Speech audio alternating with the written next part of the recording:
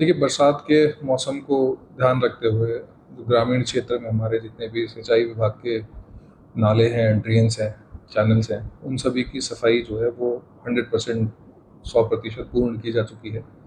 इस बारे सरकार की ओर से ये दिशा निर्देश दिए गए थे कि उसको समय रहते पूरा कर लिया जाए। तो हमारी जितनी भी ड्रेनेज की सप्लाई थी, हमारी जितने भी ड्रेन है उसको सभी को हम 100% पूरा कर चुके हैं।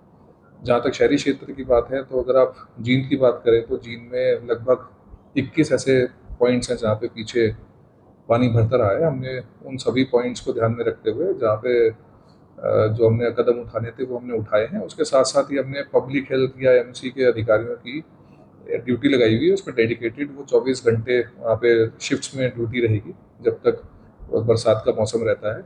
और उनका उस ड्यूटी लगाने का उद्देश्य यही है कि समय रहते पानी निकाला जाए, क्योंकि कई बार ये होता है कि बरसात अधिक होती है तो कुछ देर पानी ज़रूर खड़ा होता है, लेकिन हमारा उद्देश्य टारगेट ये है कि हम कहीं भी 1 डेढ़ 2 घंटे मैक्सिमम, इससे ज़्यादा कहीं भी पानी खड़ा ना रहे।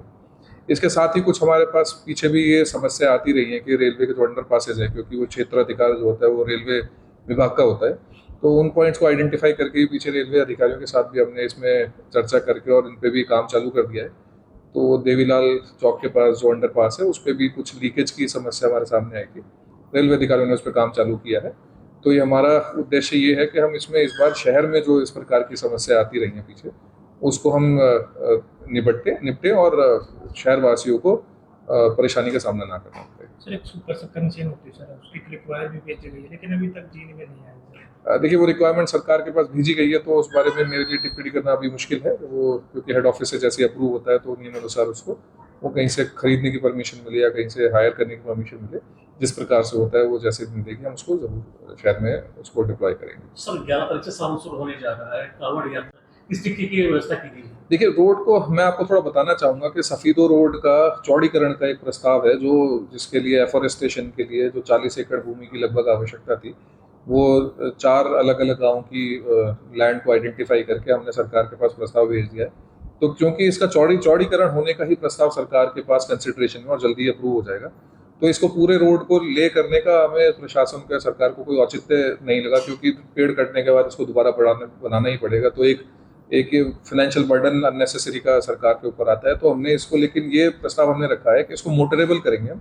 मोटरेबल कुछ एक जगह पे मुझे भी जानकारी है कि कुछ एक जगह दिक्कत है, गड्ढे हैं, लोगों को निकलने में दिक्कत आती है। तो हम लेकिन इसको इतना इस हालत में ज़रूर रखेंगे कि इसमें गाड़ियों को निकलने में लोगों को किसी प्रकार की असुविधा ना हो। इस साल भी हम करते हैं, जो कुछ एक पॉइंट्स ऐसे हैं जहाँ ट्रैफिक ज़्यादा चलता है, कंजेस्टेड है, उनकी सुरक्षा के लिए कोई खतरा किसी प्रकार का हो सकता है, तो पीछे भी हमने इस प्रकार के जहाँ आवश्यकता अनुसार हमने इसमें प्रबंध किए थे और इस साल भी हम पूरा प्रबंध करेंगे। सर, देवीलाल चौक जो बंद किया है कब तक के लिए सर, वहाँ पर ऐसा लाते थे अगर कोई मुद्दा ले जाना पड़े सर सब वगैरह तो रास्ता नहीं है, तो काफ़ी लोगों को देखिए, अब इसमें वो मेरा आपकी बात ठीक है, लेकिन इसमें हमारे सामने समस्या ये है कि अगर हम इसको समय रहते अगर इसकी रिपेयर नहीं करेंगे तो एक शायद बड़ा हादसा हो सकता है, क्योंकि इसमें लीकेज की समस्या उत्पन्न हो गई है। तो बाहर से पानी जब लीक होकर अंदर आता है तो ये पूरे स्ट्रक्चर को ही नुकसान पहुंचा सकता है। तो देखिए, दोनों चीज़ें हैं, आपकी बात भी ठीक है। शहरवासियों को क्योंकि शमशान में अगर जाना है तो वो दूर क्रॉस करके जाना पड़ता है। इसको हम देख रहे हैं जितना हम इसको मैनेज कर सकते हैं, क्योंकि लेकिन एक हफ्ते के लिए किया है कि हम जल्दी से जल्दी इस काम को करना चाहते हैं।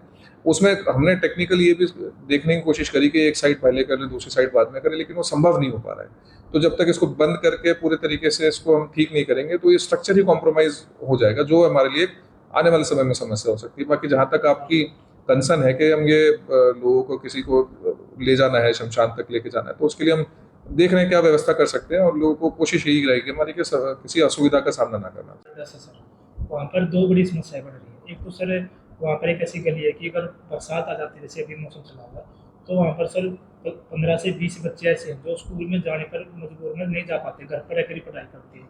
एक सर, दूसरी समस्या ये है कि परिवार है सर, उसकी फैमिली आईडी में इनकम ज़्यादा दिखाई गई है, हालांकि वो मजदूरी करते हैं। उस वजह से सर उनके 3 साल से बिजली घर पर ही नहीं है। रात को दीवे के चानने में सर उसी में बच्चे पढ़ाई करते हैं और पड़ोसी को सर चार्ज मोबाइल लगा के आते हैं। देखिए, जहाँ तक परिवार पहचान पत्र और हाई इनकम का सवाल है, ये समस्याएं इस प्रकार की सामने आई हैं, लेकिन परिवार पहचान पत्र में इनकम अधिक होने के कारण किसी का बिजली का कनेक्शन नहीं है, ये पहली बार मेरे संज्ञान में आया है। तो अगर आपको जानकारी है तो मैं आपसे भी आग्रह यही करूँगा कि आप मुझे उसकी परिवार की जानकारी दे दें। ऐसा कहीं नहीं है कि परिवार पहचान पत्र में इनकम अधिक होने के कारण किसी का बिजली का कनेक्शन कटा हो। बिजली का जो कनेक्शन है जो बच्चों की पढ़ाई के लिए अदर बाकी का चीज़ों के लिए आवश्यक होता है, वो तो हम नियम अनुसार सभी को परिवारों को देना हम इंश्योर करते हैं। और इसमें इसको हम इंश्योर करेंगे कि उनका अगर अधिक इनकम है तो उसको एक प्रोसीजर उसको कम करने का वेरिफिकेशन के माध्यम से उसको करवा देंगे। जहाँ तक आपने बात की वो स्कूल मेरे संज्ञान में, वार्ड नंबर 10 की जो आपने बताया, ये मेरे संज्ञान में नहीं है। मैं इसको आज ही टेकअप कर लेता हूँ और कंसर्न जो हमारे जो एसडीएम साहिबान है वो एक बार मौका विजिट करके जो आवश्यक निवारक कदम जो भी उठाने होंगे उसको हम जल्दी से जल्दी उठाने का काम करेंगे।